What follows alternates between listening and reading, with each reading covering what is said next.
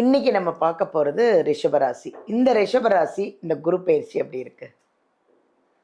ரிஷபராசியை பொறுத்த வரைக்கும் ம். அவங்க வந்து இருக்கறதுலே 12 ராசியிலேயே வந்து அதிகமான லக்கியஸ்ட் பர்சன் அவங்க தான். ஓ!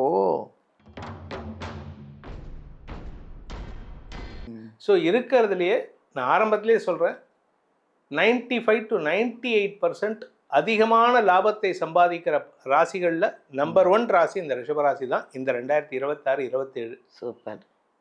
வசதி வாய்ப்புகள் சேரும், பணப்புழக்கம் அதிகரிக்கும். குறிப்பாக எதிரிகள் உங்களை விட்டு காணாமல் ஓடிடுவாங்க. இவங்களுக்கு நிகர் யாருமே கிடையாது. இத்தனை நாளாக உங்களை சுற்றி இருந்தவங்க சில பேர் உங்களை வந்து எப்படா நீங்கள் ஏமாறுவீங்க, எப்படா பிடுங்கிட்டு போகலான்னு இருக்கக்கூடிய நபர்கள், அவங்களெலாம் காணா போயிட்டு உங்களை சுற்றி ஒரு நல்ல நபர்கள் சர்க்கிளாக அமையக்கூடிய வாய்ப்பு இருக்குது. இல்லாட்டி இவங்க போயிட்டு ஒரு நல்ல சர்க்கிளில் மெம்பர் ஆவாங்க. எதிரிகள்னு யாரும் இவங்களை பார்த்து நீ உனக்கு எனக்கு பிடிக்காதுன்னு ரிஷபராசி சொல்ல மாட்டாங்க. அவ்வளவு சூப்பரான டைமில் இருக்காங்க. சொந்தமாக சொத்து சேர்க்கை ஏற்படுறதுக்கான அமைப்பு வருது. அது எப்போ ஏற்படுறதுன்னு கேட்டேன்னா,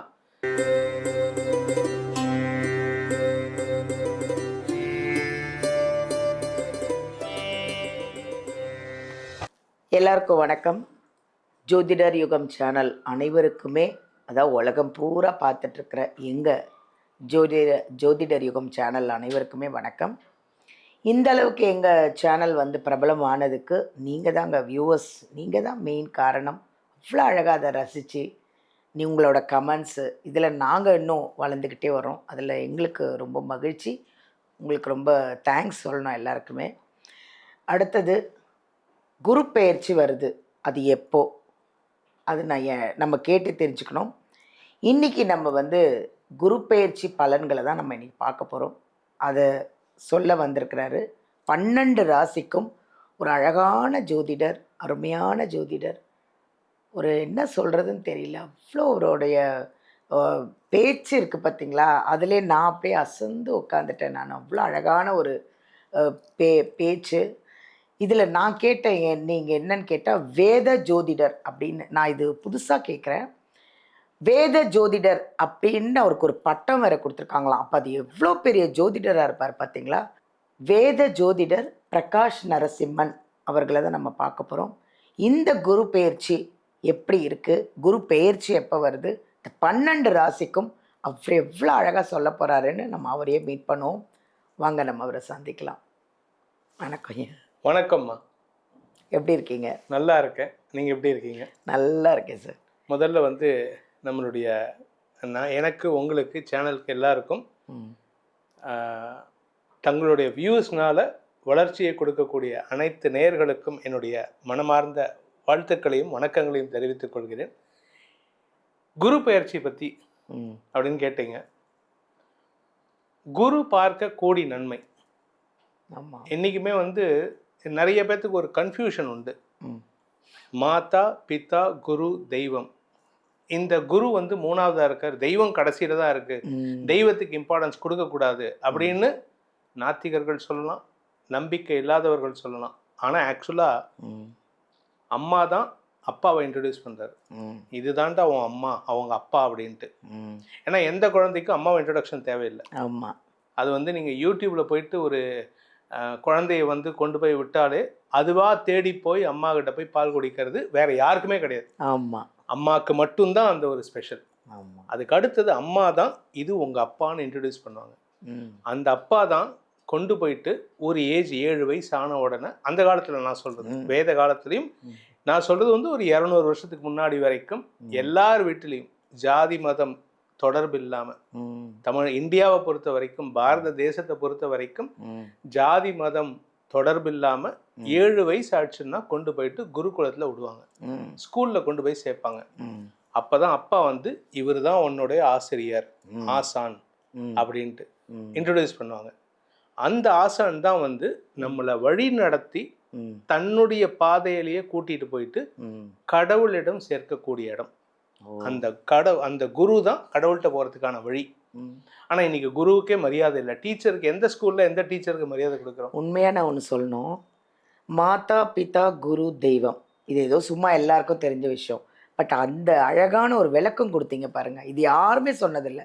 இதான் ஃபஸ்ட்டு டைம் எனக்கே கரெக்டாக தெரியாது. நீங்கள் இன்றைக்கி நான் புரிஞ்சுக்கிட்டேன். அவ்வளோ அழகு.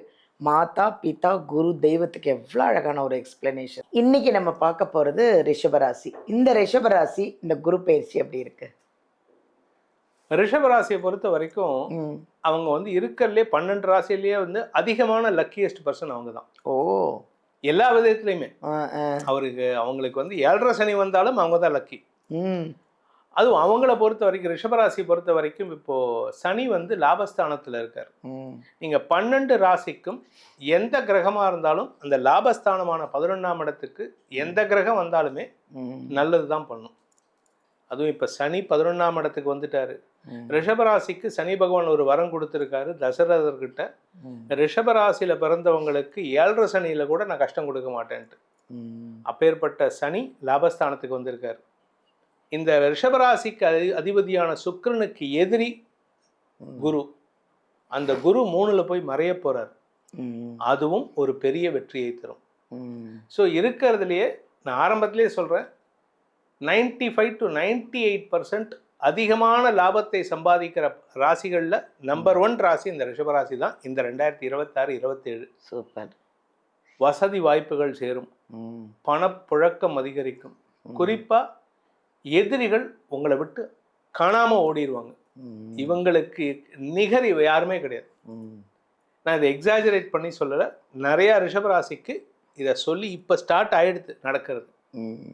இதில் இன்னொரு விஷயம், குரு பார்வை கோடி நன்மைங்கிறதுனால இந்த ரிஷபராசியில் பிறந்தவங்களுக்கு திருமண வாழ்க்கை அமையக்கூடிய வகையில் இருக்குது. சார் எனக்கு 50 வயசு ஆகிடுது, 52 வயசு ஆகிடுது, 55 வயசு ஆகிடுது, என் மனைவி என்னை விட்டு பிரிஞ்சு போயிட்டா, இறந்துட்டா, டைவர்ஸ் பண்ணிட்டு போயிட்டாங்க, நான் தனிமையில் இருக்கேன் அப்படின்னு சொல்கிறவங்களுக்கு கூட 2வது திருமண வாழ்க்கை, செகண்ட் லைஃப் ஆரம்பிக்கிறதுக்கான நேரம் இப்போ.